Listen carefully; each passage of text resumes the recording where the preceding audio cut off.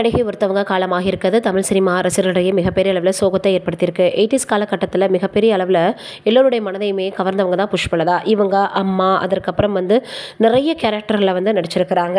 சிவாஜி கணேசன், அதே போல் இன்னும் நிறைய திரைப்பிரபலங்கள் கூட நடிச்சிருக்கிறாங்க. எம்ஜிஆர் அப்படின்னு பல பிரபலங்கள் கூட இவங்க நடிச்சிருக்கிறாங்க.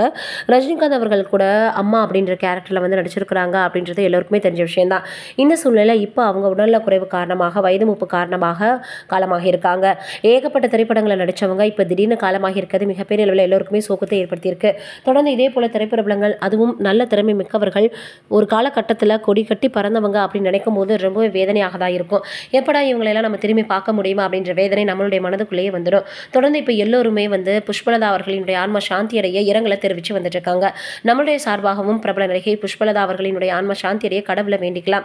இது ஒரு புறம் இருக்க, சமீபத்தில் நடிகை தேவயானி அவர்கள் ஒரு இன்டர்வியூவில் சில விஷயங்களை பேட்டி கொடுத்துருக்காங்க. என்னன்னா, ஆரம்பத்தில் இவங்க மிகப்பெரிய அளவில் ஒரு டான்ஸ் கிளாஸு, அதற்கப்புறம் நம்ம எப்படி நடிக்கணும் அப்படின்ற மாதிரியாக கல்லூரிகளுக்கெல்லாம் போனது கிடையாதான். அப்போ இவங்க நடிக்கும் போது என்ன ஆகும்னா, நிறைய விமர்சனங்கள் வருமா. அப்போ அதை நம்ம எப்படி மாற்றிக்கிறது, என்ன குறைபாடாக சொல்லியிருக்காங்க, எப்படி நம்ம அதுலேருந்து மாற்றி வரலாம் அப்படின்றத பற்றி மட்டும்தான் யோசிப்பாங்களாம். அதனால் நான் அந்த கேரக்டராகவே மாறணும் அப்படின்னு முடிவு பண்ணேன். எந்த கேரக்டர் கிடைக்குதோ அதில் அந்த கேரக்டருக்கு உண்மையாக நடிக்கணும் அப்படின்றது மட்டும்தான் என்னுடைய மைண்டில் இருக்குமே தவிர, எனக்கு இதுதான் வேணும் அதுதான் வேணும் அப்படின்றதெல்லாம் கிடையாது. எந்த கேரக்டர் கொடுத்தாலும் அதில் பெஸ்ட்டாக நடிக்கணும் அப்படின்றதான் என்னுடைய டெசிஷனாக இருந்துச்சுன்னு சமீபத்தில் ஒரு பேட்டியில் சொல்லியிருக்காங்க. தேவயானி அவர்களை பிடிக்காத ஆட்கள் இருக்க முடியாது தான் சொல்லணும். ஆனால் ஆரம்பத்தில் அவங்க என்ட்ரி ஆகும்போது என்னவோ ஒரு டான்ஸராக தான் என்ட்ரி ஆகியிருக்காங்க. அதற்கப்புறமாக இவங்களுக்கு நடிக்க வாய்ப்பு கிடைச்சி குடும்பப்பாங்கான கதாபாத்திரங்களை ஏற்று நடித்து மிகப்பெரிய அளவில் இன்ன வரைக்கும் கொண்டாடப்படக்கூடிய ஒரு நடிகையாக இருந்து வந்துட்டு இருக்காங்க.